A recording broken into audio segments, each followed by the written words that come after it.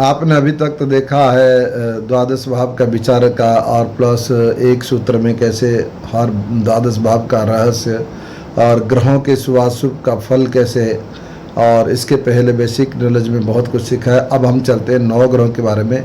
हर ग्रहों का भी कुछ कुछ कारक होता है, हर ग्रह में कुछ विचार किया जाता है, तो वो सब चीज़ें आपको जानकारी कर लेना चाहिए। इसके बाद प्रेडिक्शन में जाएंगे, अभी तो बहुत दूर है प्रेडिक्शन में, फिर भी आप देखते रहिएगा। सूर्य से क्या क्या विचार करना है इसके हम अभी बात करते हैं। सूर्य से तांबा का विचार करना है, जैसे तांबा है, सोना है, पिता है, और अपना शुभ फल है। धैर्य शक्ति का विचार करना है, युद्ध में विजय होगा या नहीं उसमें विचार करना है। आत्मा कारक सूर्य को कहा गया तो आत्मा का है। सुख का है, और प्रताप कैसा है, व्यक्ति के अंदर प्रतापी क्या है। राज सेवा, शक्ति, प्रकाश, यानी कि ये व्यक्ति के अंदर में उत्साह कितना है। भगवान से संबंधित, शिव से संबंधित कार्यों का।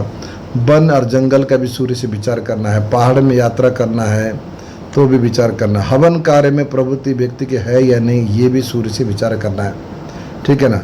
देवस्थान यानी कि मंदिर की तीक्ष्णता, वो भी विचार करना है। देवस्थान में जाता है या नहीं, तीक्ष्णता मतलब कितना तेज है, उत्साह, ये भी उसी से विचार करना है। और इसके बाद मन की शुद्धि, लक्ष्मी, अभिमान, और पिता, शरीर से, यहाँ शरीर को आत्मा को कहा गया कि सूर्य आत्मा का कारक है। और आरोग्य की विचार करना है, सामर्थ्य का भी विचार करना है, बुद्धि बल कितना है ये भी सूर्य से भी विचार करना है। शारीरिक ओज कितनी है, मतलब इस व्यक्ति के अंदर में शरीर का तेज प्रकाश कितनी है, मतलब उसका ओज है ना।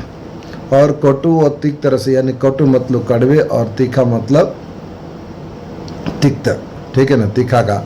प्रताप, अग्नि और गर्मी, ये से सूर्य से विचार करना है।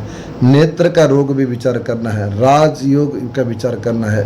लाल रंग के कपड़े विचार करना है। पशु वनस्पति भी विचार करना है। आकाश और स्वामित्व के भी विचार करना है। बुढ़ापा में भी विचार करना है। आकाश की दृष्टि भी विचार करना है। पवित्रता, वही भी विचार करना है। लाल रंग, कांटेदार झाड़ियाँ विचार करना है। और ज्ञानोदय का विचार करना है। ये सारे चीज़ सूर्य के विचार करना है। इसके साथ साथ अगर हम और कहेंगे तो सूर्य से पिता का कारक तो है, सूर्य से हड्डी का भी विचार करना है, ठीक है ना।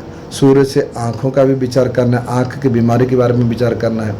कभी कभी सूर्य का जो है त्वचा से संबंधित भी होता है, जब 6 हाउस से संबंधित होगा कि क्योंकि वो सूर्य की रोशनी त्वचा पे पड़ती है, तो त्वचा के भी विचार करोगे। और आँख के रोग के बारे में विचार करना है, ठीक है ना।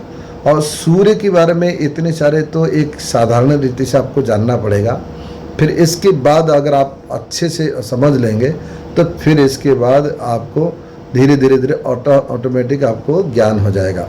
पहला तो इतना आपको जान कर लीजिए। अगर किसी को कोई अंगूठी पहना रहे हो, माणिक, और आपको उसको बोला सोना में पहन लो, करे सोना में नहीं पहने तो तांबे में पहन लो, कि तांबा भी विचार किया जाता है सूर्य से, ठीक है ना।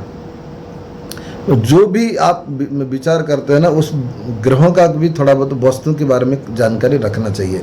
भाई किसी ने पूछा कि हमें कुछ वनस्पति का बिजनेस करना चाहते हैं, यानी कि जड़ी बूटियों का बिजनेस करना चाहते हैं, वो कैसे, फिर आपको ये लगेगा कि यार जड़ी बूटी का क्या, नहीं, ये इसमें लिखा है वनस्पति का मतलब सूर्य है। अब कोई कहे कि मैं मिर्ची का एक बिजनेस करना चाहता हूँ, है ना, मिर्ची आजकल जैसे मिर्ची पाउडर, मसाला पाउडर बनाते हैं, तो भी उसको आप सूर्य से देख लोगे, ठीक है ना। तो ये सब चीज़ को आपको याद रखना है, थोड़ा बहुत जानकारी रखना है कि कौन सा ग्रहों से किस वस्तु का विचार करना चाहिए, ठीक है ना। फिर इसके बाद चंद्र के बारे में चर्चा करेंगे। तब तक के लिए हर हर महादेव।